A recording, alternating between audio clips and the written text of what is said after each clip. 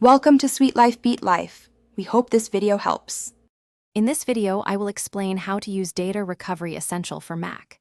To begin, ensure your Mac is powered on and connected to a stable internet source.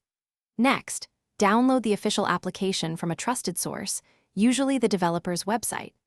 Verify that your Mac meets the minimum system requirements, typically requiring at least 4 GB of RAM and Mac OS version 1.2 or newer, for smooth operation and best results. Once downloaded, open the installer package and simply drag the application icon into your applications folder. You might be prompted to grant certain permissions, like full disk access, which is vital for the software to scan all locations. Navigate to your Mac's security and privacy settings to adjust these, ensuring the application has the necessary access rights. After installation, launch the application to proceed with your first recovery task. From the main interface, carefully select the storage device where your missing files resided.